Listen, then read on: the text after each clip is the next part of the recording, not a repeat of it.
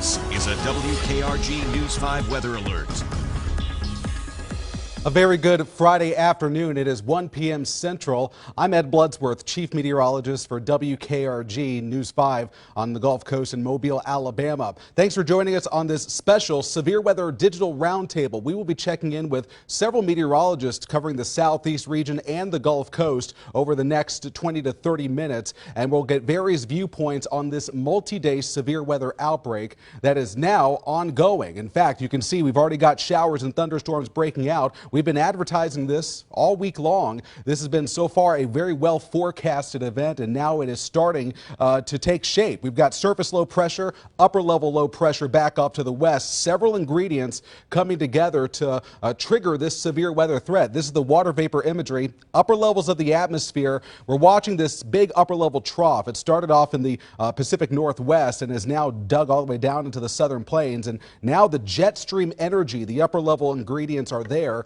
to trigger severe thunderstorms. In fact, that's what we're already seeing across portions of Oklahoma, Texas. Sort of a broken line is starting to develop, stretching from about Tulsa all the way down to just north of Dallas. And there are a couple of watches in effect. Severe thunderstorm watch for Kansas and portions of Oklahoma, north of Oklahoma City. For Oklahoma City and Tulsa, back towards Fort Smith, Arkansas, that is a tornado watch that is in effect until 6 p.m. local time. So this is just the beginnings of what is expected to be a very active weather day. As we've been noting, day one today, the severe weather zone, that moderate risk, a level 4 out of 5 event across the Gulf Coast. And that is where we're going to begin. We're going to start and check in with Jacob Lanier from our sister station, our next star station in Jackson, Mississippi, WJTV. Jacob, this has been a well forecast event and part of your viewing area under that moderate risk. Yeah, that's right, Ed. Good afternoon, everybody. The enhanced, or the moderate risk, rather, that level 4 was expanded into some of the Mississippi Delta just in the midday update. And that's because we're going to see damaging winds come in pretty shortly as we head into the overnight hours. Already here in central Mississippi, we have kind of a complex of showers and some strong thunderstorms off to the east of Jackson. But again, the main event isn't going to arrive until later on tonight. And then early tomorrow morning is when almost the entire state of Mississippi and the entire state of Alabama under a level 3 enhanced severe weather risk. So for central Mississippi, the main time frame for this is going to be 3 a.m. until noon, so the morning hours, and some of this may even arrive before sunrise. We're thinking significant damaging winds along with embedded tornadoes in this line and the potential for some large hail. So here's kind of how this event unfolds across the deep south. This cold front slides off towards the east, and by 9 a.m. Saturday, that line is essentially pushing through Jackson all the way up to Memphis and down into southeastern Louisiana. And ahead of it, even this afternoon and evening, we're expecting wind gusts in central Mississippi up to 30 miles per hour and up to 45 miles per hour as we go into early tomorrow morning ahead of that line for thunderstorms. So I've kind of broken down here. Louisiana, the timing is going to be Saturday morning from 1 a.m. to 6 a.m. That includes the Mississippi Delta, which is under that level 4 moderate risk. The rest of central Mississippi under the level 3 enhanced risk from 5 a.m. to 11 a.m.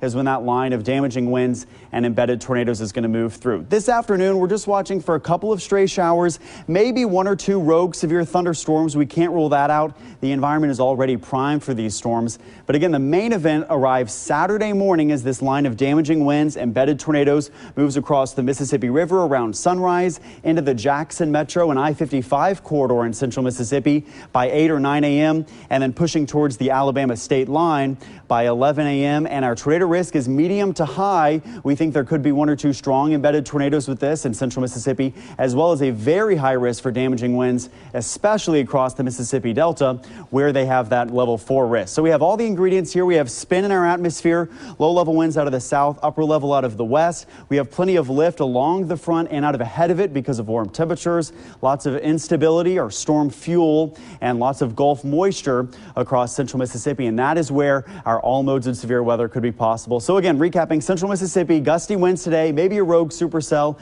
and then that line of storms arrives by sunrise Saturday with significant winds up to 70 miles per hour and a couple of embedded tornadoes. We'll probably get some watches in effect for the Magnolia State as we head towards midnight tonight. Ed?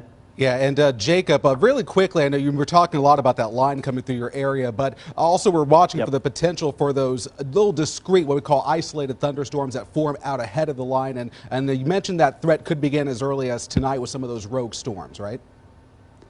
Yeah, so kind of if I jump back here to our future radar, it looks even this afternoon, our future soundings are showing an environment favorable for tornadoes. So if any of this afternoon or evening showers get tall enough in the atmosphere, they'll get caught up in that shear and could easily spawn possibly 1 or 2 rogue tornadoes. I think especially south of I-20 is where that threat could exist tonight before the main line tomorrow morning. Jacob LANIER from our sister station WJTV, our next start station there in Jackson. We wish you and your team all the best through this upcoming severe weather event. And as Jacob kind of mentioned, the Storm Prediction Center has expanded that larger moderate risk area. Keep in mind, we just get a handful of days out of the year really across the nation where we get these level 4 and 5 events. And this has been a very well forecasted event. The alerts for this event actually started going out about 5-6 days ago. All of our global models were coming into some fairly good agreement at painting out this scenario. So you see there from Dallas through Little Rock up towards Memphis, all the way down through including Shreveport, Texarkana as well. Large real estate where we could see not only the threat of damaging winds upwards of 70 miles per hour, but maybe 1 or 2 strong tornadoes this afternoon within especially that red zone. But even Fort Smith, Dallas, Waco, down to Alexandria, all those communities are going to be at risk of severe weather this afternoon. Let's go ahead and head down to Louisiana. We're going to go ahead and check in with Chief Meteorologist Hank Allen from our sister station WGNO in New Orleans. And Hank, as we've been kind of mentioning, I see that first graphic. This south wind out ahead of this is going to cause some issues for coastal areas. Yeah, no question. Very dynamic system, as you guys have been talking about, and certainly the wind out ahead of that, mentioning that up in central Mississippi there. But, you know, really all the way down to the coast here, that southerly flow anywhere from 25 to 30 miles per hour down along the Mississippi coast, southeast Louisiana. As we know, it's pretty easy to get some coastal flooding, and that's why we have that coastal flood advisory in effect. Really through the rest of the day and into tonight, not a huge issue here. Folks along the coast know how to deal with this if they're outside the levee system here. So, you know, nothing for the city of New Orleans itself or anything like that. But you get that southerly flow coming up for a good 24 hours, which we'll have out ahead of this system. Easy to get those tide levels 1 to 2 feet above normal, something like that. You guys are mentioning that trough coming through the atmosphere here, so I don't want to dig too much into that. But obviously, we're talking about that trough coming through northern Mexico, southern Texas, and as we know, southeast Louisiana, southern Mississippi. When that trough digs farther south, that's when we really start to experience those severe weather events here. And yesterday, I was thinking it looked more like the trough is lifting northeast quick enough to where this stretches out into more of a squall line only scenario. Some of the latest model runs, though, I think keep the center of that trough moving a little bit farther east, a little bit longer, which gives me a little bit more concern for the potential of some of those discrete cells that you're mentioning out ahead of that line. And that would create that tornado threat here across southeast Louisiana, southern Mississippi. I still think the strongest risk of significant tornadoes is going to be just north of our viewing area, which really cuts off here at the Mississippi-Louisiana border. So Meridian, Hattiesburg, up along the I-59 corridor. As Jacob was mentioning, east central Mississippi to me has a little bit higher risk of some of those significant tornadoes. A lot of times here southeast Louisiana, we're sort of on the fringes. The storms start to develop here and then lift north of our area and then go tornadic and become a bit more significant. If that trough, though, does stay a little bit farther south and move east a little bit longer, certainly that would give us the chance for some of those significant tornadoes as well. Here's the way the high-res short-range model puts it. And again, the concern I've had here in recent runs is the fact that it is putting up some of those isolated cells out ahead of the main squall line. Tons of dynamics in the atmosphere, as we know. I mean, just all the ingredients there, or at least a lot of them, if these storms are able to grow strong enough and tap into those dynamics to produce some of those significant tornadoes. It's interesting that the line sort of becomes a little bit muddled as it continues to move on through to the east. But I think in the morning, especially in that 6 a.m. to 8 a.m. time frame, Baton Rouge eastward here and north of I-12, you have that chance for some of those isolated tornadoes within the cells themselves. And then, of course, as the squall line moves through, we anticipate some of those damaging wind gusts and the potential for an embedded tornado within that as well. Again, the line's starting to get a little stretched out to me at this point here, and so I think the significant tornado threat will diminish as that line moves east along the Mississippi coast, and that threat comes more in line as you get farther up to the north there, Hattiesburg to Meridian, as I mentioned. But obviously some very gusty winds, potentially some strong storms moving through with that line. Power outages we get that with a 20-mile-an-hour wind here in southeast Louisiana. So I would expect some of those power outages here in the New Orleans area and potentially other areas as well, depending on the damage that moves through. Afternoon, that system pushes off to the east. We're really clearing out by the afternoon, so not a huge issue there.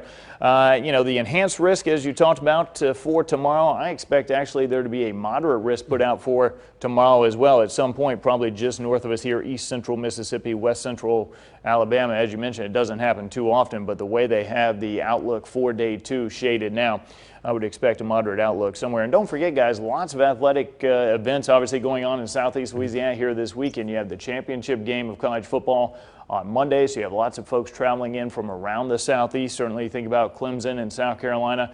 You're coming down I-85, maybe I-20, potentially driving through this line. So we want to make sure everybody's safe and knows the situation and the timeline here with that. And then Mississippi State men's basketball actually in Baton Rouge to take on LSU tomorrow evening. So again, travel across east central Mississippi, southern Louisiana, certainly not recommended out ahead of that line as it's moving in. You don't want to get caught in that. So a lot of timing issues going on there, a lot of travel being impacted probably with people trying to come down here for the national championship game. And hopefully we can avoid significant severe weather. This has, as you mentioned, been a highly advertised event over the past 5 to 6 days, starting to unfold now.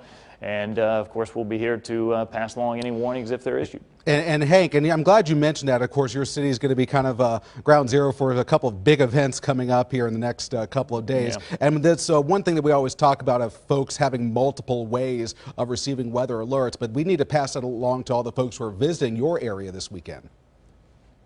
Yeah, no question. I mean, as I've said this morning, the past couple of days, have some way to get, an alert. I mean, I'm sure we all recommend weather radios, obviously, but if you're in town visiting, you may not have those. So either our WGNO weather app, some sort of app that alerts you that warnings are issued, have your cell phone charged up and ready to go in case power does go out, and download a radar app. If you want to check ours, that's great. If you use a radar scope or pay for that or want to get a free one, just some way to know if you're out and about, if you're about to head out tomorrow morning to sporting activities, or if you're about to do some travel, if you're in town visiting for the championship game. I mean, tons of fans already in town, of course, and just personnel involved in this whole thing for Monday. So, you don't want to be walking out of your hotel as this big squall line is coming in. So definitely give it a check beforehand, and we'll be here if any warnings are issued to pass those along on air. But in the cell phone world nowadays, it's so easy to check that radar before you head out, and so it's always a great idea to know what's going on.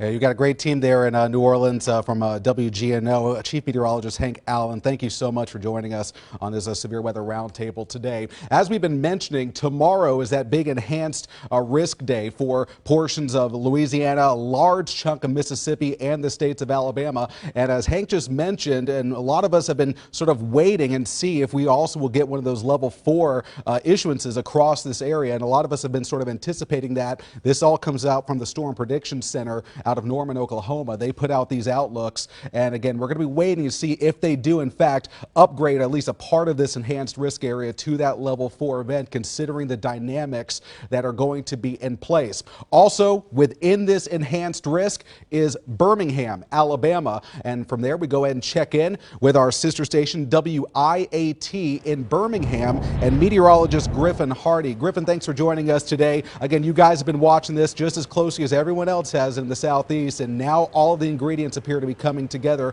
for a very active Saturday for us. Absolutely, Ed. Yes, this is going to be a very active day that we'll be dealing with tomorrow. And of course, basically all of Alabama now included with that enhanced risk area, level 3 out of 5 on the scale that the Storm Prediction Center uses.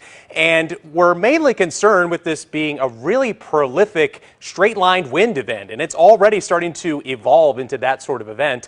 Of course, you see all of Alabama included with that enhanced risk area, as well as much of Mississippi. And as y'all touched on a moment ago, it's very possible that we see a moderate risk area added to that before we actually get to the event tomorrow. The Storm Prediction Center usually fine-tunes the forecast leading up to the event, and if they're confident enough, they will upgrade the threat level. And that seems to be certainly a possibility moving into tomorrow. And then a closer look at the viewing area for Alabama, all of us included with that enhanced risk area, again, level 3 out of 5 on the scale.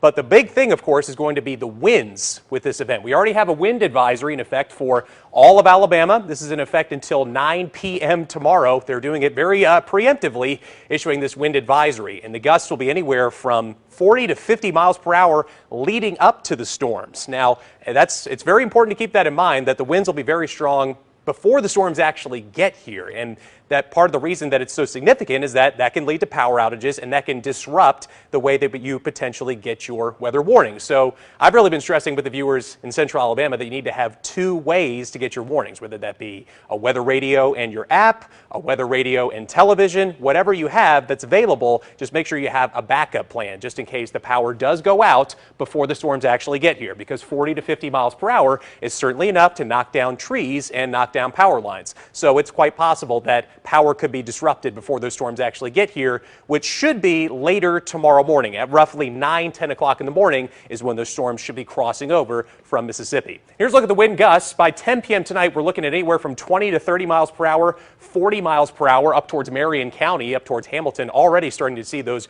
really strong winds come in. Of course, a very dynamic event, as y'all touched on a moment ago.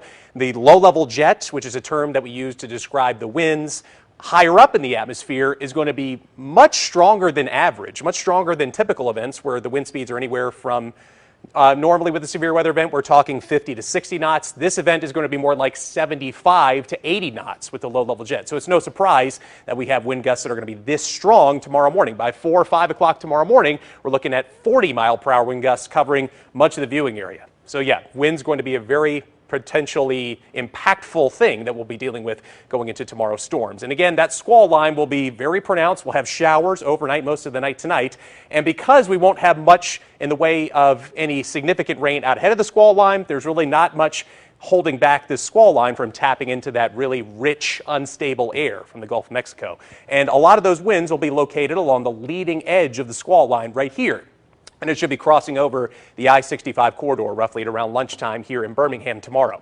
So again, the main thing to remember is that all this, you can kind of get easily lost in a lot of this weather talk, but the number one thing to remember is just to have a plan in case of a warning being issued. The number one thing that we've been stressing to people is that you need to know your county, because if you don't know where you are, the warnings aren't going to be much help for you. So very important that you know your county, or in Hank's case, if you're down in Louisiana, know what parish that you're located in. And then the number two thing, of course, have two ways to get warnings. In the event that one of your weather warning systems fails, you have a backup plan, whether that be the app or television. Then another thing, just make sure you know exactly where you're going to go in the event of a warning being issued.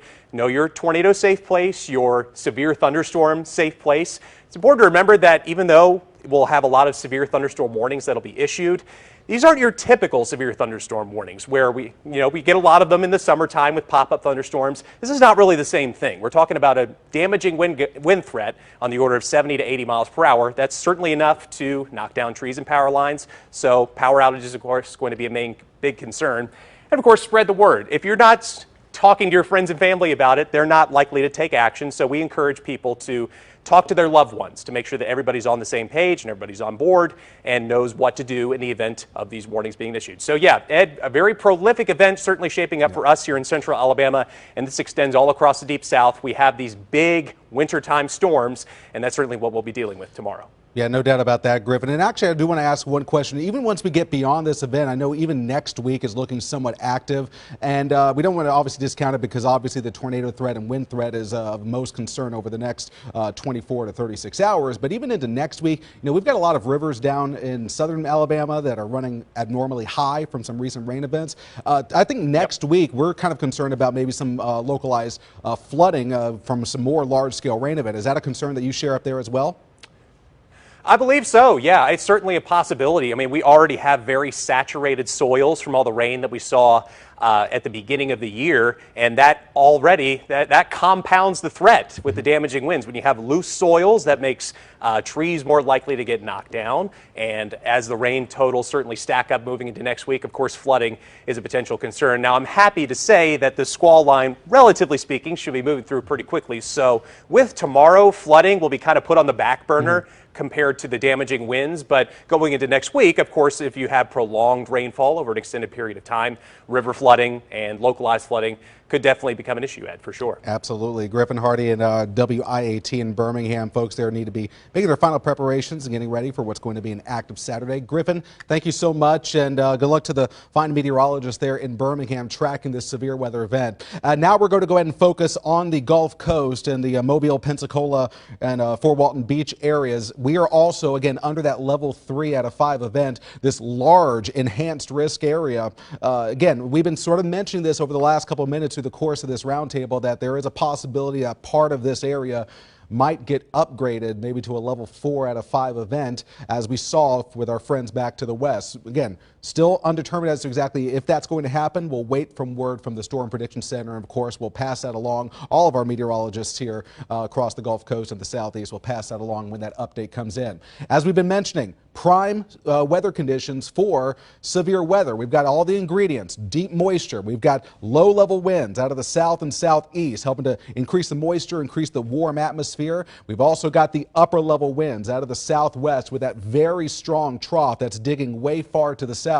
And then what you need is the last ingredient, something to lift all of that warm, muggy air up to get thunderstorm formation, and that will come in the form of the cold front as it starts to move across the south. So again, everything coming together to lead us to believe there is a pretty significant risk that we will likely see severe weather over the deep south over the next 24 to 36 hours as we've been sort of watching this unfold. Again, this is the threat area today, that moderate risk for southern Arkansas, northern Louisiana, over towards northeastern Texas, just outside of Dallas, and eastern portions of Oklahoma. That entire area will begin to shift off to the east, and again, that's the enhanced area, so this entire threat area. But also I want to note for folks, if you got friends or family over towards Atlanta, they're in a slight risk, a level 2 out of 5, so you don't want to discount that, towards Tallahassee. And then that larger marginal risk area extends all the way up through the Carolinas and into Virginia as well. So let's look at the timing for the Gulf Coast. This would include Mobile towards Thomasville all the way up to the Clark County, and of course Greene, Georgia, and Jackson counties in Mississippi. This afternoon, the models have actually been painting out these individual thunderstorms moving in off the Gulf of Mexico. We've been noting some of that out there through the midday. And now as these start to move in, the overall severe weather threat is low this afternoon. It's not 0, but it's very low. And you could get a rogue, strong, or low and severe thunderstorm as these start to move in off the Gulf of Mexico. And it looks like models keep that around as we go into sort of our peak heating hours this afternoon, as temps will be jumping into the 70s. And so we'll keep that threat around locally through about maybe 11 p.m. towards midnight. Then models have been consistently painting out a break on the Gulf Coast, maybe a couple of showers early on, and actually breaking out potentially a few little patches of sunshine by tomorrow morning. That could help to further destabilize the atmosphere. Now, here comes that line of thunderstorms. Again, a lot of this will still somewhat be untapped in terms of the energy needed for the severe weather to unfold. There will likely be some isolated storms out ahead of this. We will have to watch those. If any of those are able to take advantage of all of the energy in place, we could see some isolated, discrete, strong thunderstorms. Here comes the line as it moves through Hattiesburg and then moves into Mississippi. So the window for us would open as early as 8 to 9 a.m. as it starts heading into Mississippi, and then it will start moving off to the east. Now, again, as it starts to move through Alabama, there is still a chance that we could get isolated, discrete storms out ahead of the line. Those could be strong, perhaps tornadic. Also, within this large squall line, damaging winds upwards of 70 miles per hour will be a possibility. Also, it's not out of the question that we could get some embedded little areas of rotation within the line itself as that continues to move off to the east. But this has always been looking like a significant damaging wind threat, and again, a moderate tornado threat. This should actually begin to clear the Florida Panhandle by about 5, 6 o'clock tomorrow evening. There could still be some leftover showers and storms around, getting caught up in that southwesterly flow. And then actually models will start to clear us out a bit as this cold front sweeps on through. Some slightly cooler and drier air moving in on the back side of this. For the Gulf Coast, these are risk levels, a pretty significant risk of damaging winds, tornado threats as well, and then the hail and flood threats are sort of secondary risks with it. It's just not out of the question, but not as significant as the wind and tornado threat as we head into tonight and into your Saturday as well. So the bottom line, what folks need to know, again, strong storms possible tonight, severe storms likely as we head into Saturday. Multiple weather hazards, multiple modes of severe weather. tornadoes, high winds, some hail possible, and some very heavy downpours as well. So all modes of severe weather will be possible with this event. And so again, make sure you stay up to date. Follow your local meteorologist going forward. We'll have frequent updates throughout the afternoon and evening, and certainly throughout the day tomorrow. Follow them on air, online, their local websites, and their apps as well. You make sure you have multiple ways to get notifications, whether it be your local weather apps.